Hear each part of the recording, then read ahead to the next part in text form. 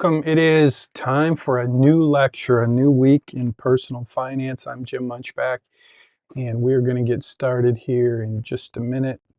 Let me do a little playing around, see if I can get my iPad to show. Why is my iPad not showing?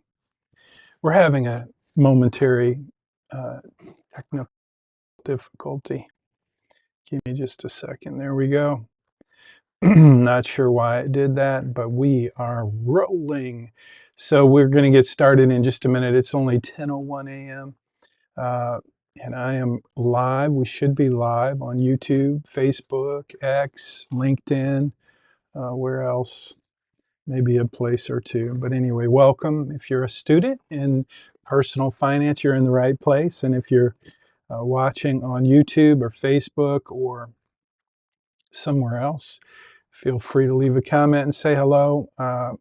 We are live streaming this, so it's an asynchronous course, and we are in summer school 2025. So this is the credit crush assignment. That's what we're going to do today. And I'm going to jump through a couple of things.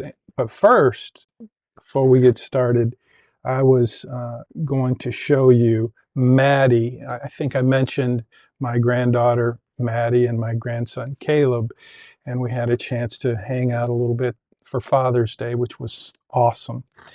But Maddie jumped into my studio to show me her ears, and actually they weren't her ears at all. They were Caleb's ears. So there you have it. There's Caleb and Maddie, and they're two amazing blessings in my life. So we will bring you back some more cool pictures and videos of Caleb and Maddie at some point. But for now, let's focus on what we're going to do. I just want to let you know, if you look in the description in the video, you'll have a link to the post that I'm looking at here. This is just, it's got an older, right now it has an older Credit Crush lecture. So that'll be updated. But this video that you're watching now, this live stream, will be in our playlist. And you know how to find that playlist. You go to uhplaylist.com and it should take you right here. So I've got a couple of class collaboration secrets. I'm going to talk about them in a minute throughout the lecture. But one of them is just the question about being debt-free. So when we get started here in a minute, we're going to talk about how to manage your debt in such a way that you can eliminate it. And that's the whole point of the Credit Crush assignment, is to eliminate your debt, to be debt-free. And so we're going to talk about that. I'm going to show you how to do that. I'm going to tell you a little bit about my story and why this lesson is part of the course. I think it's an important lesson. It's one of my favorite lessons as far as what you're going to learn, or what you potentially could learn this week about debt and managing debt.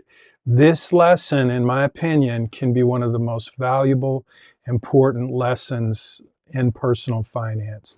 You will recall that the first law of personal finance is the law of spending and saving. Spend less than you earn so you can save more for what matters most. And for most of us in this culture of consumerism, we have discovered that in our culture of consumerism, the advertising, the marketing that we are a target of, and you are the biggest target on the planet when it comes to marketing. And so because we live in a culture of consumerism, you're constantly bombarded with a message that you deserve more, more, more. And that's really the nature of a culture like ours, a culture of consumerism. And so this lesson is to kind of set the table and kind of help you think about this culture of consumerism, the water we swim in, as far as the messages that we are bombarded with every day. It's like we don't even, they're our default mode. And one of them is because you deserve You know, you deserve a break today. I think that's McDonald's. Anyway, you get it. The marketing messages are always trying to entice you to buy more. And in this culture of consumerism, it is very expensive to live according to the default of our culture. And one way that it gets expensive, one way that we fall into a trap, and many, many people do, get buried in debt because we use credit to purchase things we don't really have the money to purchase, things that we want. And I always like to say that living in a culture of consumerism, it is a very expensive way to live.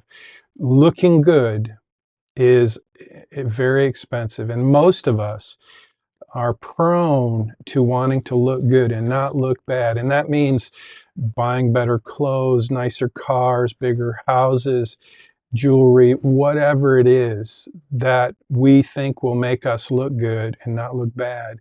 We are willing to spend a lot of money on that. And that's expensive. And so this week's lesson, the Credit Crush assignment, is really just to get you to think about the cost of debt, and I'll show you some strategies for being smart about paying off your debt and how to do that.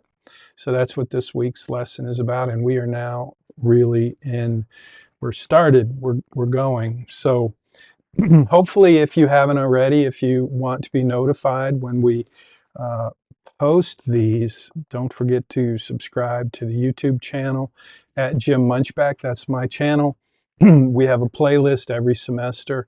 This semester, if you go to uhplaylist.com, it will just take you to a playlist on my channel. That's where this video will be after I finish the live stream.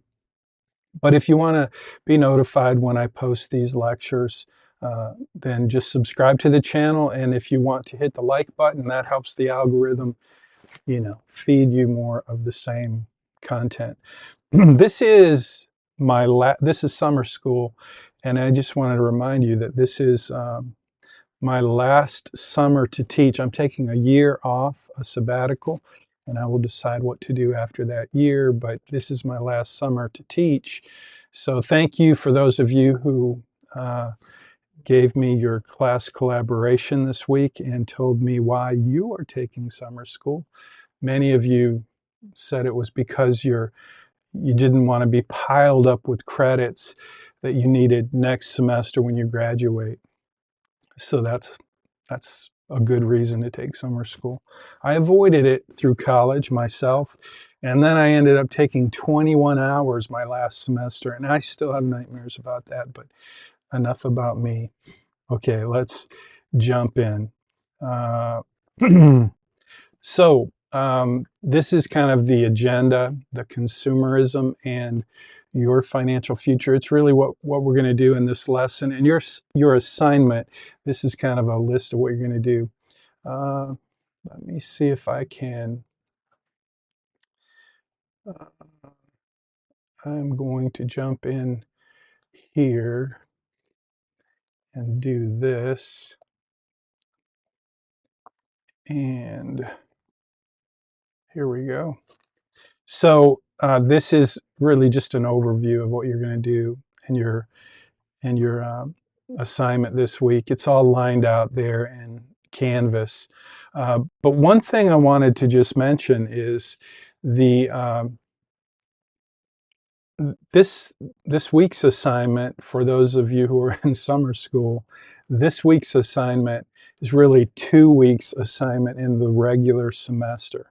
So I'm combining it to put it all into one, and I'm just going to give you a quick overview and then show you. I'm going to jump into a financial plan in RightCapital, and I will show you how to do your assignment. But for now, let me just quickly go through what I want you to do, what you will be required to do. So you're going to start out with making yourself 10 years older. And I know for most of you, you are just now getting set up in RightCapital, and that's awesome. And I, again, apologize for the issues we had with the landing page and the sign-up page, But it looks like most of you, almost all of you, have already signed up and you're in. And I'm getting the messages, the email messages that tell me you've completed those first 6 data cards. So good on you. Thank you for that. So now I'm just going to ask you to go back in, log in, make sure you keep that link, put it in your favorites or pin it or whatever you want to do. But make sure you save that link. And gosh, so many of you are using, I've got students who have sent in 4 different emails, like you've signed up 4 different times on the the link that I sent you with 4 different emails. That's going to be really confusing for you. So yeah, you might want to pick one and stick with it and use that to log in, because that's the one with that password for that email. So I'm sure I'll have to talk about that more soon, but that's all I'm going to say about it right now. So you're going to have to go back in. That means log back in with the correct email that you used to set up your account with Bayrock and RightCapital, and you're going to set your birthday so that you're 10 years older. Okay, that's an important part of this week's assignment. I want a screenshot showing that you've done that, because you'll see why as we go forward. So you're going to do 10 years older, and the reason for that, uh-oh, I hit the wrong button. The reason for that is because I want you to do a little research this week and come up with a reasonable income for the dream job that you hope you will get when you graduate. So I want you to come up with a number. How much will you make when you graduate? And then also I want you to be doing some research about the expenses that you're going to have after you graduate. So right now, your expenses may be being paid by your parents or your student loans or, whatever. But those expenses are going to change once you graduate, and especially once you buy a house and set up your life. So that's what I want you to do. I want you to start thinking about the next 10 years after you graduate, and I want you to make some assumptions. And these assumptions are going to require you to do a little research. And the first thing is to figure out, how much are you going to make if you get the job that you want to get in your field when you graduate? What does that job pay? That's an important part of this week's assignment. And you're going to see that data card for income, and you're going to update that data card as if you're 10 years older and as if you got that dream job. So and the same thing with expenses. You're going to do both of those little important pieces of research.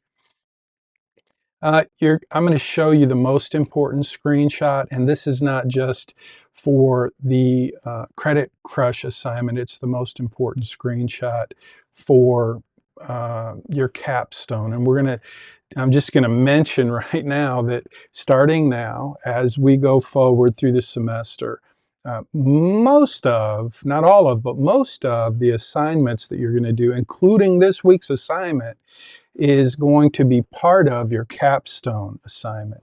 So I want you just to know that what we're doing now as we build your financial plan, as we work in RightCapital, where you set up your account with Bayrock and RightCapital, as you build that financial plan, you're going to be, hold on, I got to get rid of something here real quick.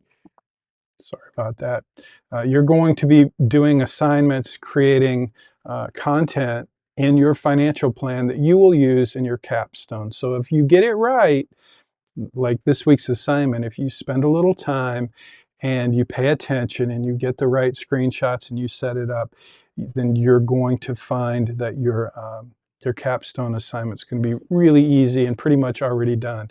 If you miss things, if you struggle with this week's assignments and future assignments, you're going to find that you're going to need to do some work to make those corrections and figure it out before you do the capstone assignment. Otherwise, you will have deductions in your capstone assignment. So there we go. Let's see if we can get started now.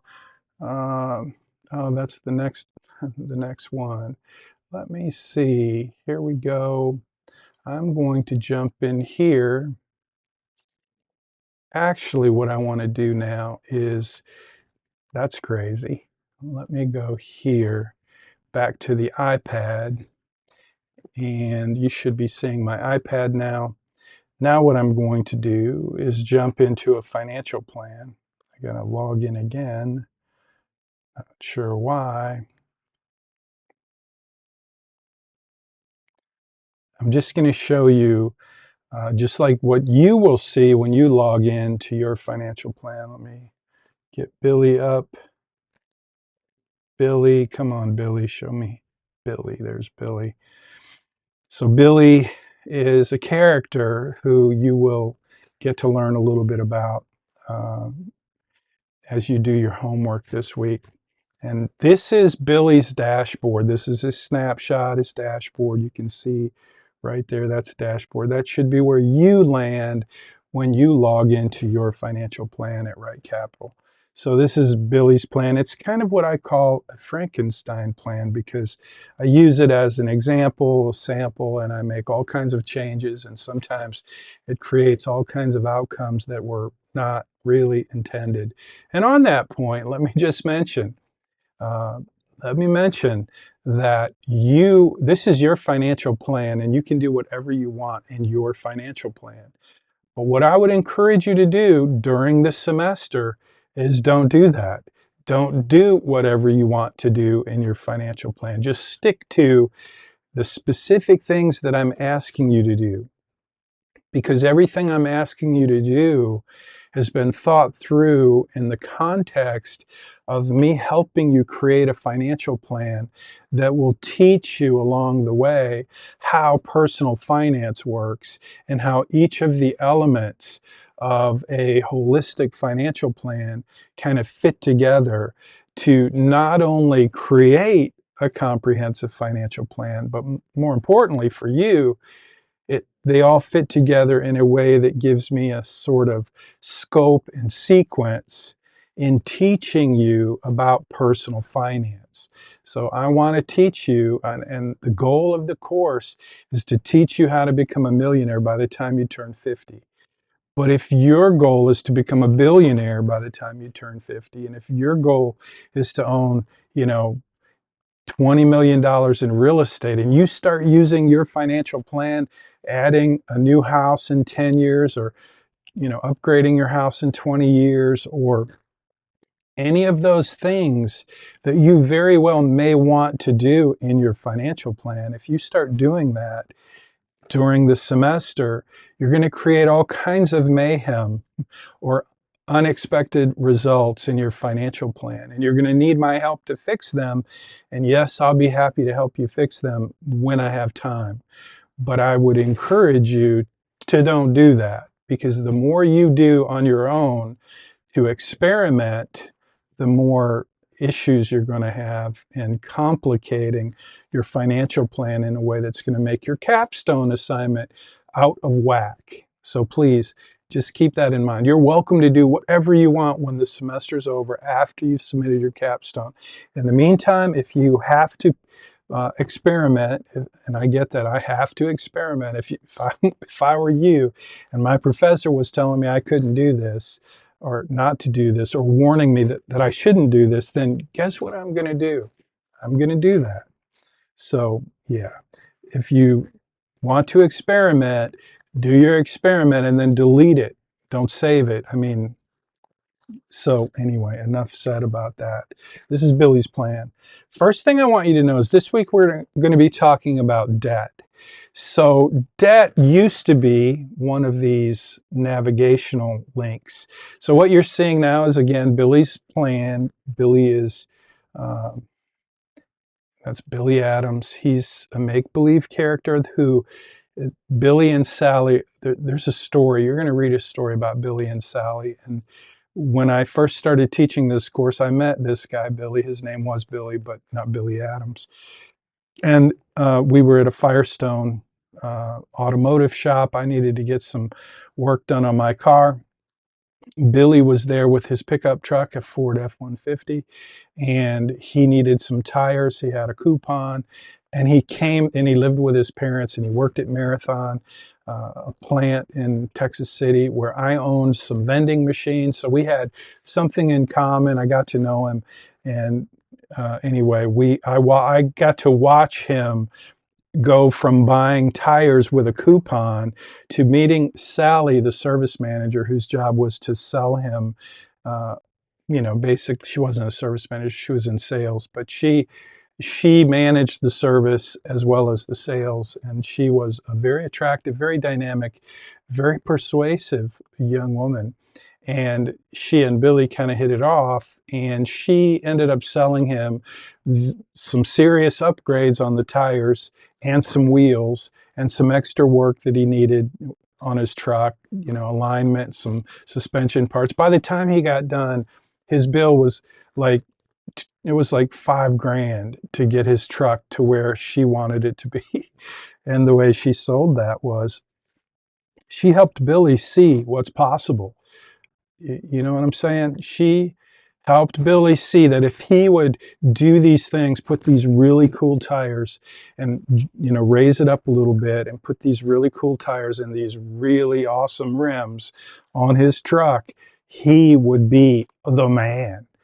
And so I got to watch that all unfold, and I created a little scenario out of it, and you'll get to experience a little bit of that in Money Study Group. But that's where this guy came from. But this is his plan. I just set it up so I could show you how it all works. So one thing I want you to know, starting out, how it all works, is you've got navigational links. So just look at this. You've got the upper navigation.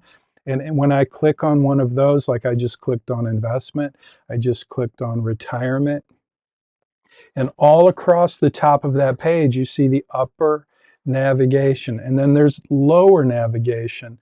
And each of those upper navigation links has then another series of lower navigation links. So I hope you're seeing that in your plan. And when I click, we're going to go from the three upper navigation that we're going to use the most.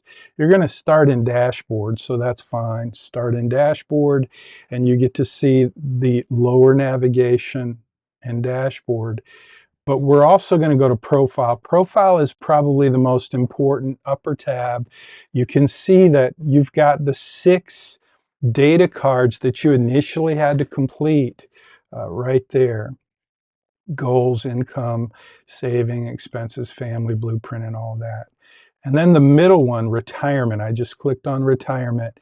And that is when I talk about the most important screen, this is it. Because this is where, if you scroll down, you have action items. And you don't need to become an expert in RightCapital at all. I just want you to know where some of the cool things are inside of this financial planning platform. And so those are the 3 upper tabs I just want you to be familiar with. You've got dashboard,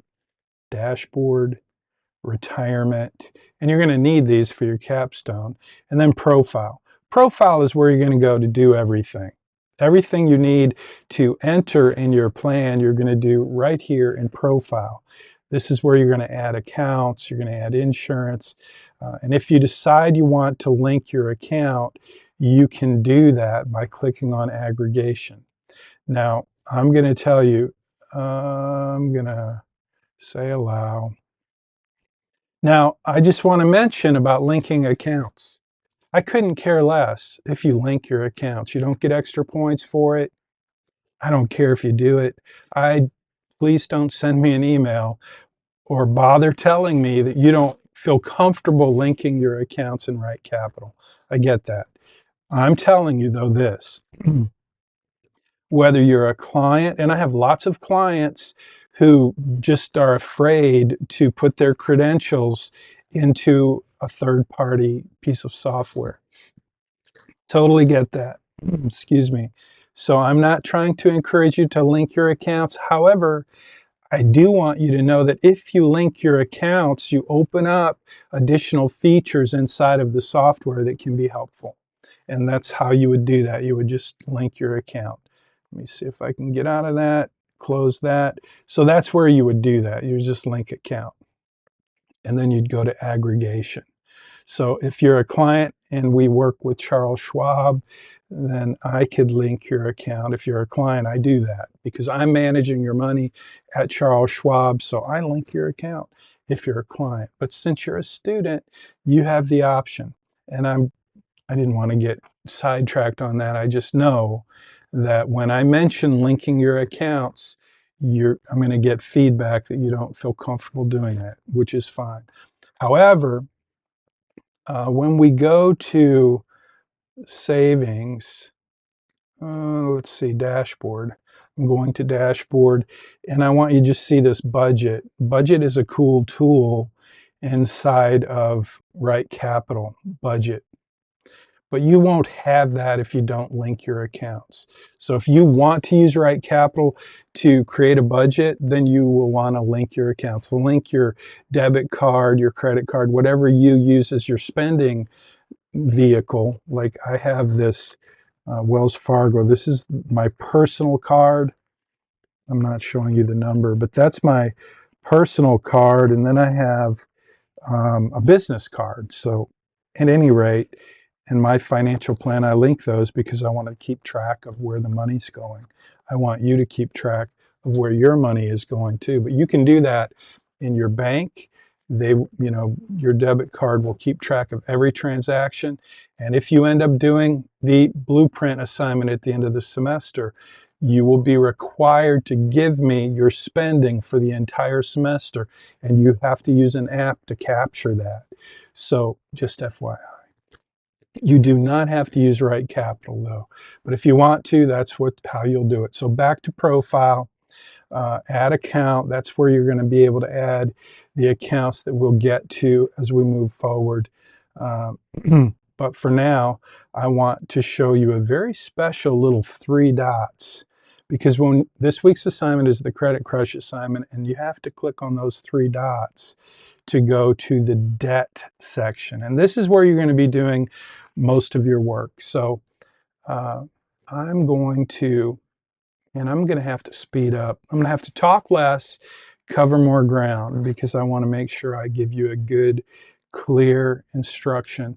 It's really difficult in summer school because we're basically compressing everything, and I'm trying to do it in 1 hour a week, which is probably not smart, but I'm going to continue to do that because my schedule is such that that's just how it works.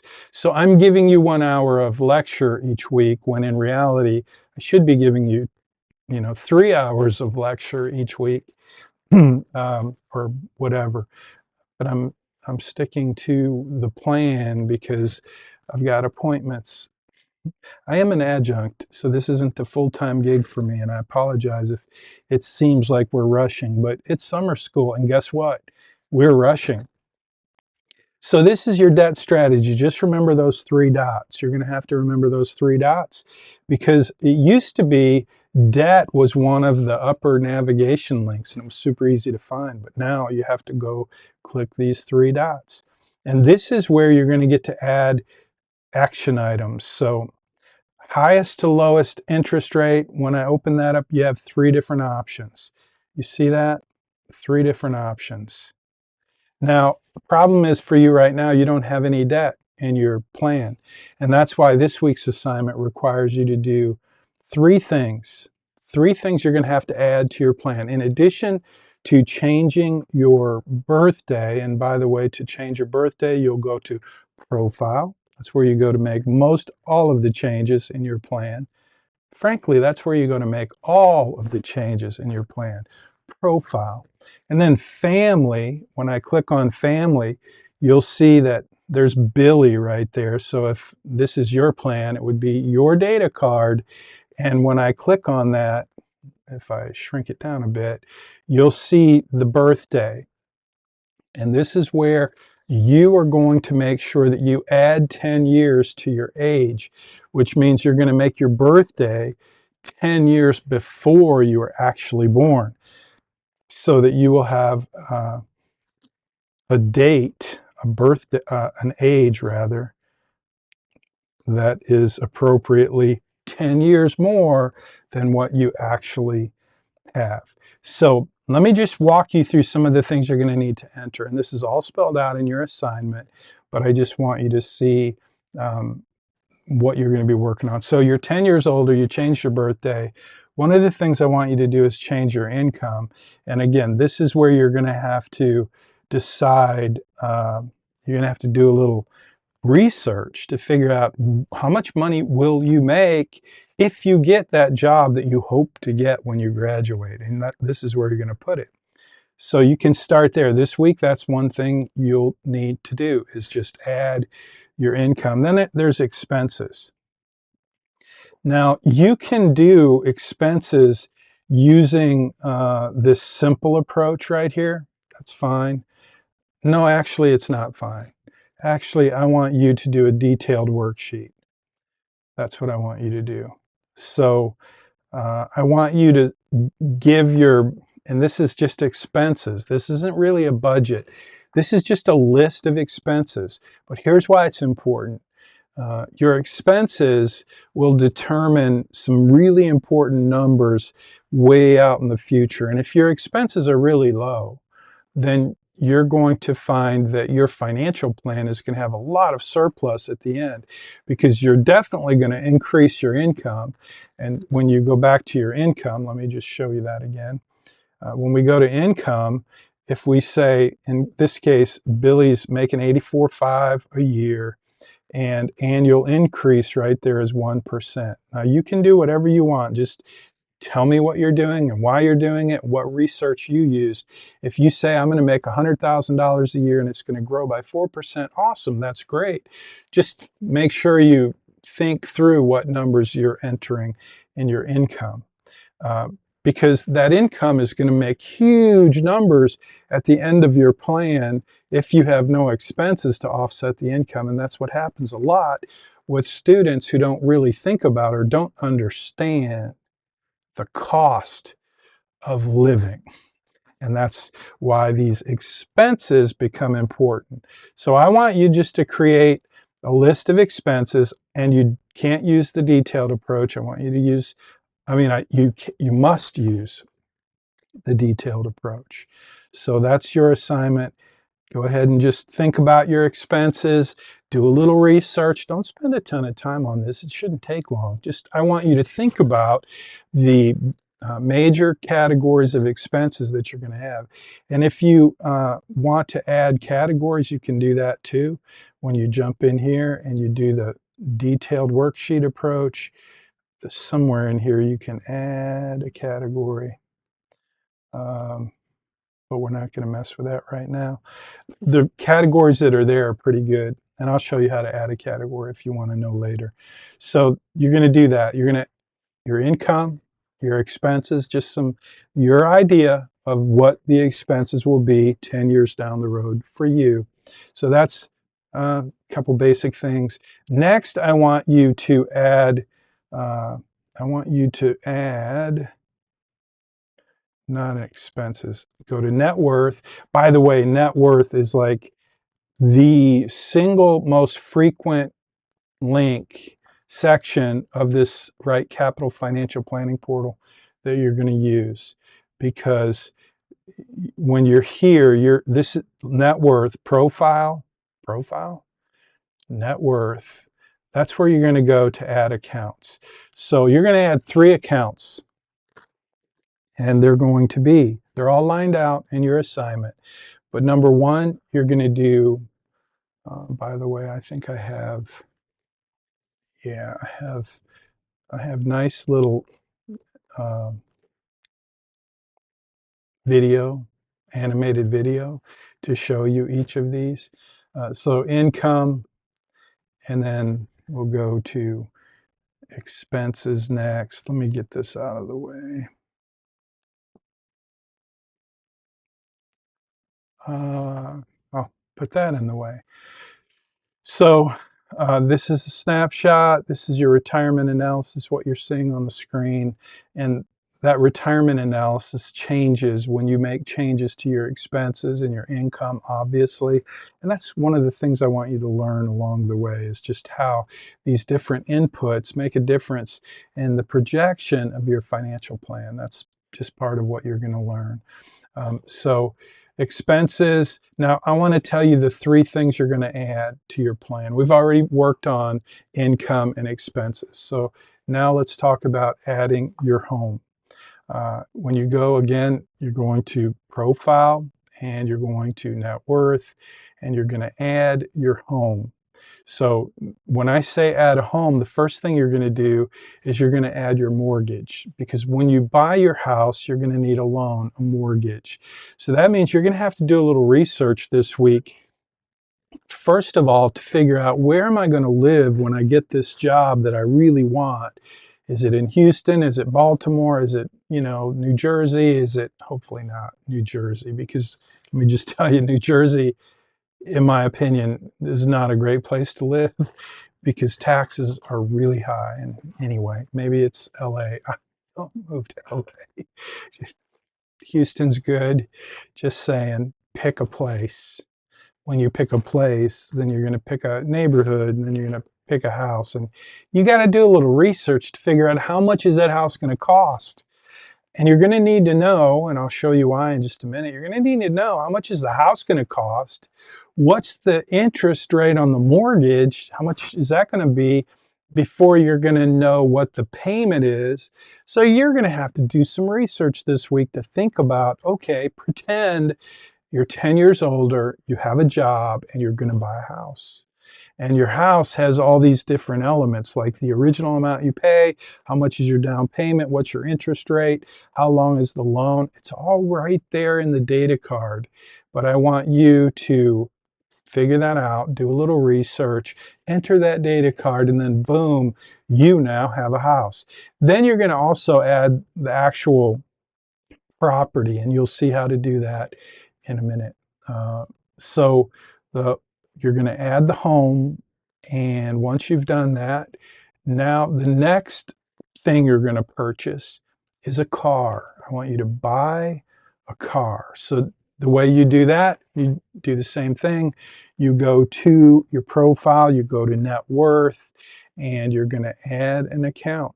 So that's a screen recording I did while I was putting this lesson together. But that's what you're going to do. You're going to select car loan, and now you're going to have to do some research and figure out, what type of car are you going to buy? I want you to go all out here. I want you to buy your dream car. Like, if you wanted a Tesla, I don't even know what the most expensive Tesla model is, but I'd kind of like to have a Tesla, but I'd rather have an engine than an electric vehicle. But at any rate, you get to pick whatever car you want, but make it an expensive car, because this is the Credit Crush assignment. And because you're going to have these credit accounts, the home, the car, and then we're going to do credit card.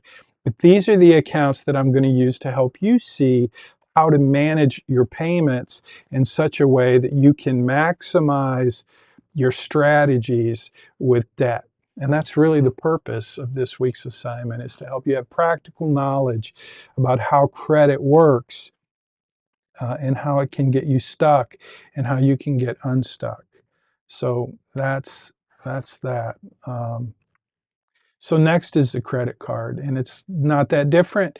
You're going to add a credit card account. I would call it, if you have a credit card, I would use that credit card title. Like, if I have I just showed you, I think I showed you, I don't know if you could see it, but my credit card is with Wells Fargo. So I would say Wells Fargo. But here's the thing I want you to do that's important. And this is, again, you're making stuff up in your plan, because I want to be able to teach you some things. And so you need some data in your plan that isn't necessarily realistic, but it's data that will give you, will help you see how it works. So in your credit card, for example, you need, my wife just sent me a text. I don't know if that showed up on the screen, but at any rate, you will where was I?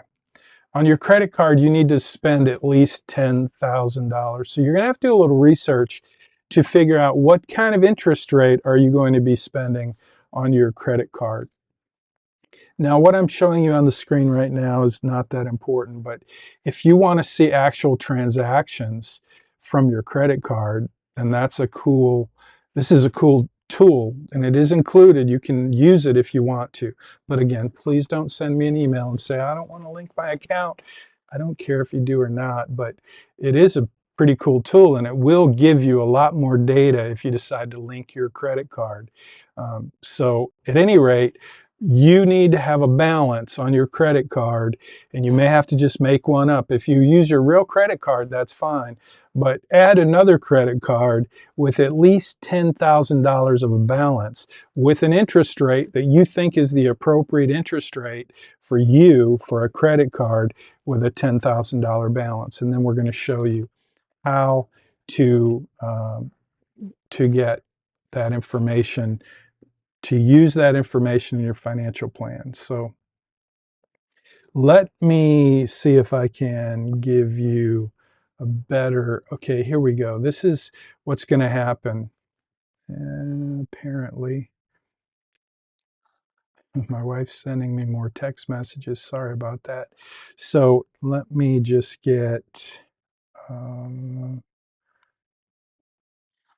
so what we have here is, this is where it all comes together. Remember I told you about those three dots? Let me just take you, well, I'm going to take you to the three dots. And you should be able to see, now I've got Billy's plan up here. So when I go to those three dots, I'm in Billy's plan, so it doesn't, I just want you to see. Right now it says Billy has, and I'll tell you, this is going to be the most important screenshot for this assignment. For this assignment, you're going to take a before and after screenshot. So right now we've got Billy set up highest to lowest. I'm going to change that to same priority for all debt. I think that's the default in your plan. You see Billy has a lot of debt. So I'm changing it back to same priority for all debt. And I'm just going to hit refresh. If you don't hit refresh when you make these changes inside of these data cards, nothing will happen. So now you see we have 0 savings, and that's what you should see, and that's your before screenshot, okay? Now if I go down and I say, okay, now remember, in your plan, you have to actually have these debt data cards set up for your house, your car, and your credit card. And then once you do that, you will see that you have a list of your credit, just like we have for Billy. And Billy's got a whole bunch that need to be deleted, because I think I mentioned this is a Frankenstein plan, so it's bizarro. But at any rate, you have these three different options, and I want you to just play with these. The whole purpose of this assignment, this week's lesson, is for you to play with your debt strategies so that you can see how this strategy or that strategy impacts your outcomes. And since you may or may not have debt in your life right now, part of this week's assignment and part of the capstone assignment is for you to make some assumptions and pretend that you're 10 years older and you do have some debt, because that's how you're going to learn how it works. So I hope you'll go with that. So you have three options, same priority, that's the default. And then the one that's really the most popular is highest to lowest. So you pay the credit card with the highest interest and you load up on that one, and you're essentially doing what Dave Ramsey calls the snowball effect, where you pay off the credit cards. Now, actually that's not true, because if we did the Dave Ramsey, we would do the lowest to highest balance.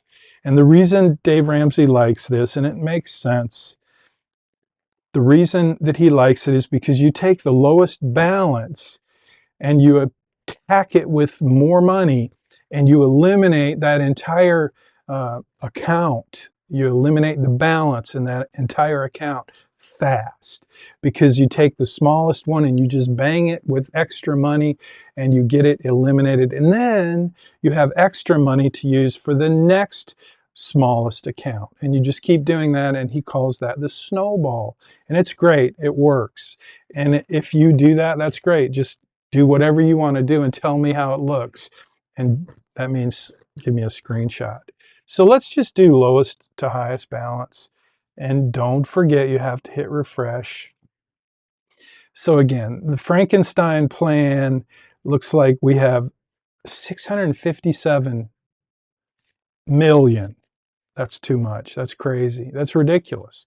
If you have a number like that, you're going to get a 15-point deduction on this assignment. Because now, if you have that much of a balance or that much of a savings, it means something's wrong. Now, in this plan, there's lots wrong, and you can see what it is. If we go to payment, here, and yeah, I want you to do this. You saw how I clicked on payment, and then we can go to details, and we can pick whichever one we want. And that's what I want you to do. I just want you to experiment.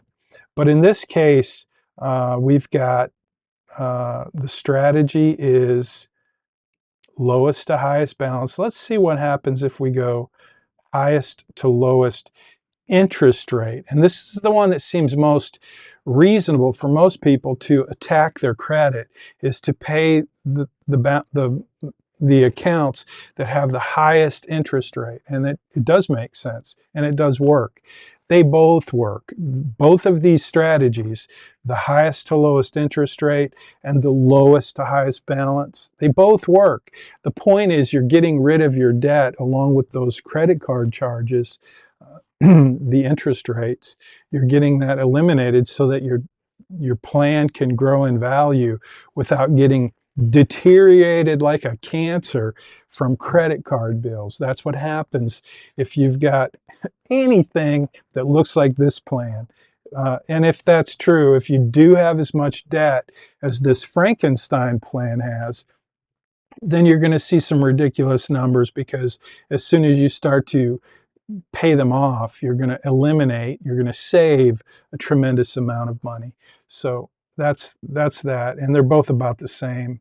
But that's what I want you to do. And then I want you to just look at the payments and see what's different. And one of the things you can do right here is when you do lowest to highest, or whether you do the interest rate or the balance, whichever approach you want to take, you can also increase the amount that you're going to spend. So let's say I wanted to put an additional $500 each month towards the strategy.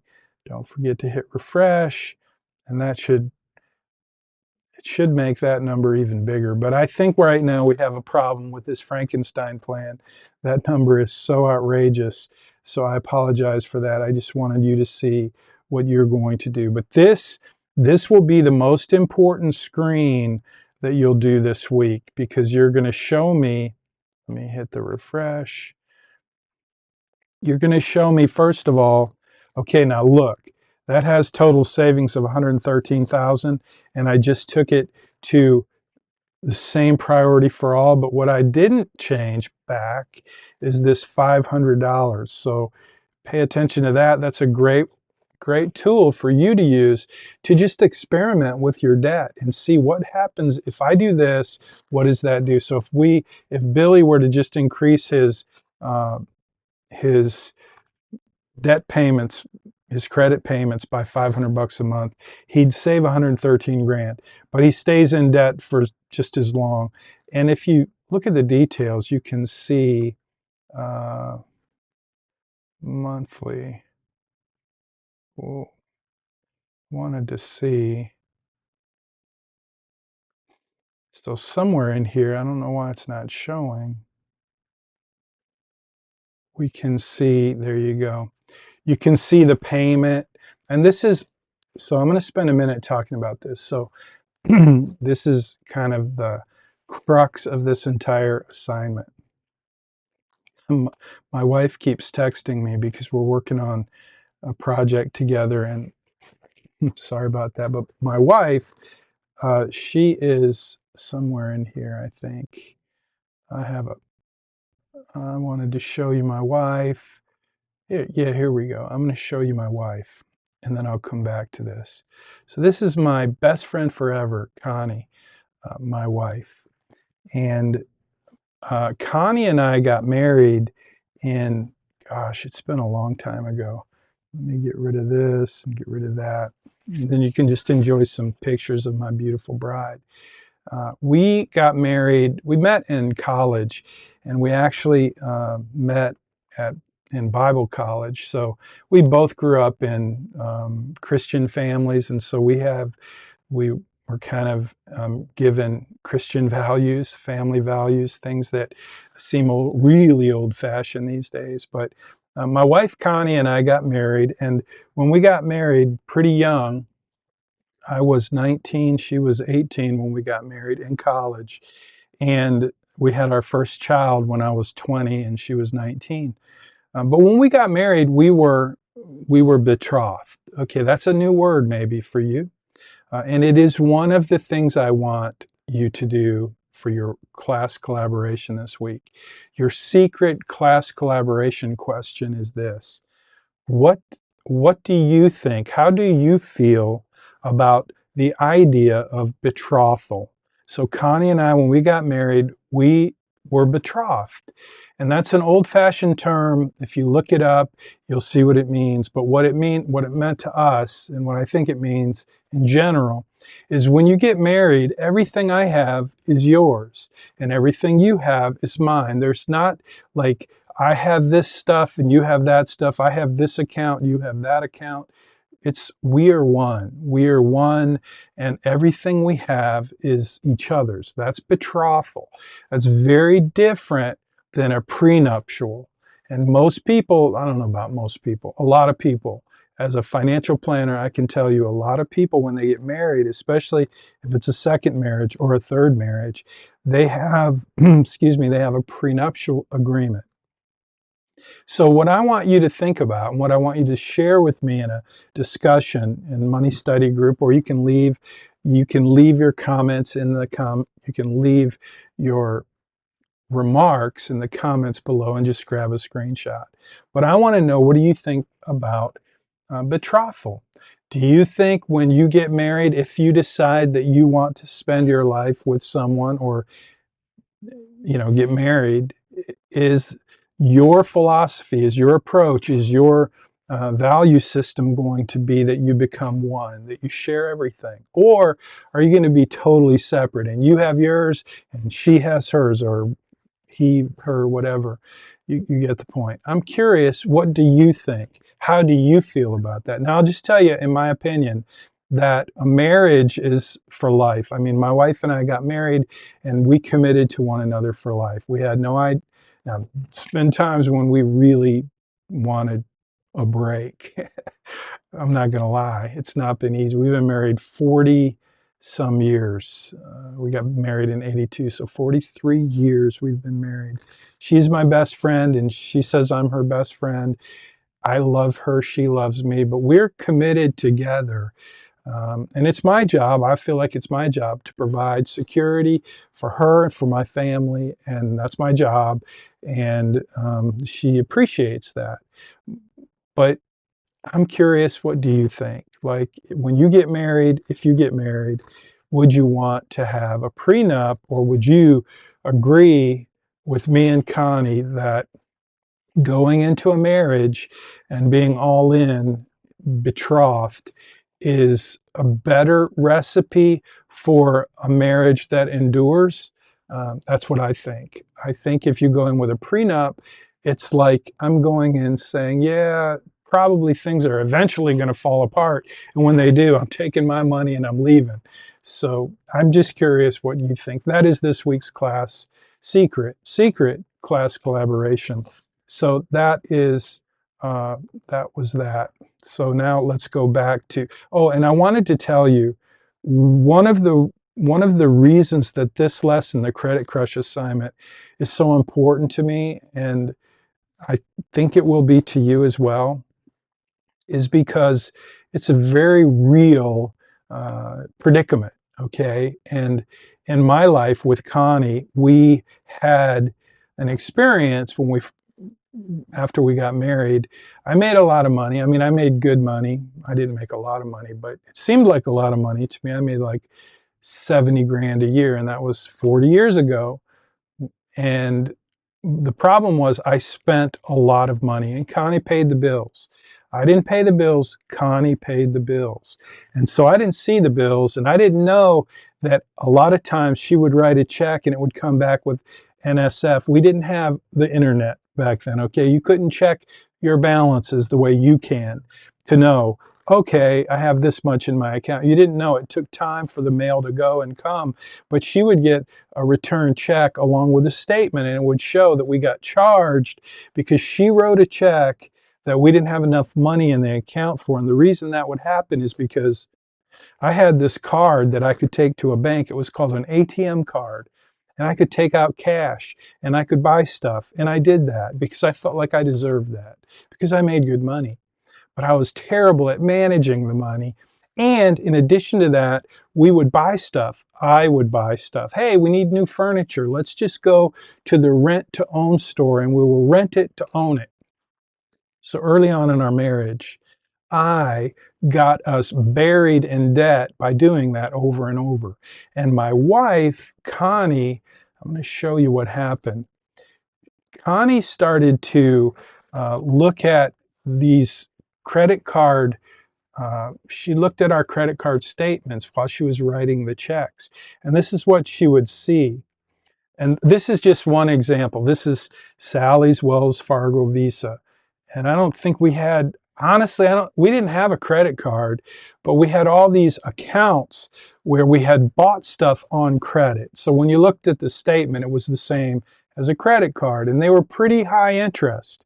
So how high of interest are you going to pay on your credit card, on your car payment, on your mortgage? I don't know if I told you this, but when my wife and I got married, we moved to Austin. Couldn't wait to buy a house because we were spending $1,250 a month on rent, which was a lot of money at the time. And it seemed like just pouring it down the commode to me.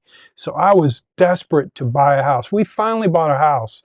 It was a terrible choice, terrible house in a terrible neighborhood for a redonkulous price. And what happened was at that time in 1980, would have been 1985, we bought this house. Interest rates were like 18%, but we were able to get a loan for 11.5% because Austin, where we lived at the time, had this deal. If you were a first-time homeowner, that you could get access to this money through a bond that was only 11.5%. Think about that. Now that was a good deal at the time for us because interest rates were really high. Today, 11.5% would seem like insane. So what are you going to pay for your interest rates? So back to this list right here. Remember, Connie's writing the checks and I'm out spending the money. Okay, this is kind of how it works in a lot of relationships, but this is back when I was stupid. I'm not stupid anymore, but this is one of the things that helped me turn the corner from being stupid to understanding personal finance. This is what happened. And my wife is looking at the statements, and this is pretty much what she's seeing in essence. She's seeing that, okay, in month 7, we have a beginning balance of $24,750. We're paying interest of $321. And the payment, the minimum payment that we're paying is $153. You can see that's what we're paying every month because that's the minimum payment that this bank will let us take. Now, the truth is, in this Frankenstein plan, probably all of these accounts are set up with minimum payments that are in reality probably less than the financial institution would allow. And think about what that's going to do to those numbers. It's going to make that $653 million number because it's just stupid.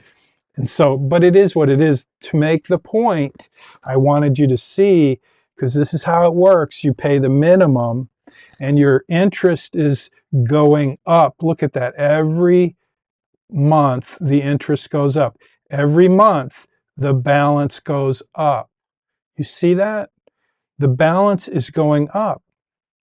but you're only paying a minimum payment which stays the same, and every month the interest goes up, and because the interest goes up, the balance goes up, and that's what you call being buried in debt.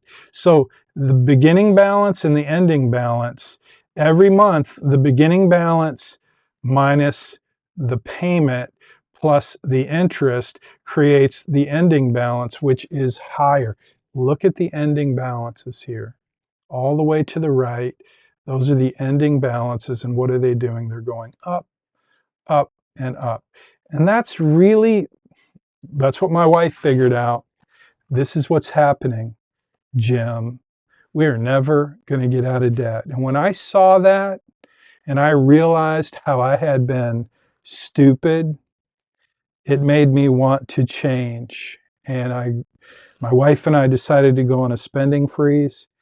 And what happened after that is kind of a crazy story, but we're out of time. So next week, maybe I'll tell you the story, or maybe I'll just pop in and tell you the story sometime throughout the week about what happened when Connie and I went on a spending freeze and the big fight we got into because one of us didn't honor the other one. We went on a spending freeze committing that we would spend no money, buy no toys, and one of us, I'm not going to tell you who, decided that there was a toy that this one wanted that was worth disrespecting the other one. And the other one found out about it, and we had a fight.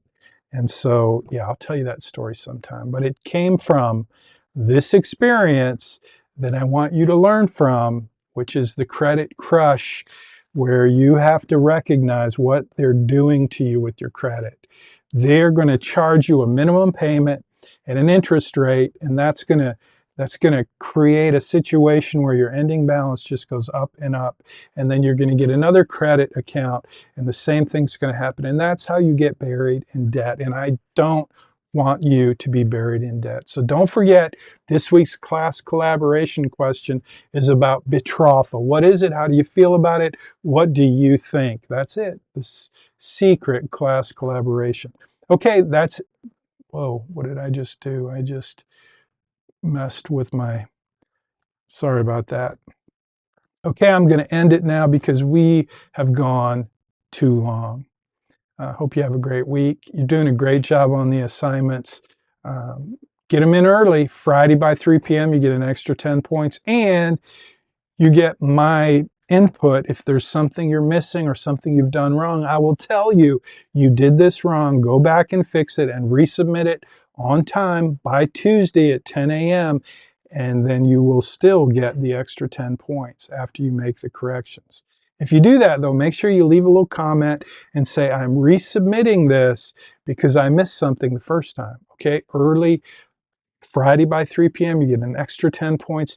Some of you are really going to need that this semester, the extra 10 points. So just submit your assignments early, Friday by 3 p.m., so they're in my queue, and I will review them and get them ready, get them back to you with my comments. Okay, I'm going to hit the finish button.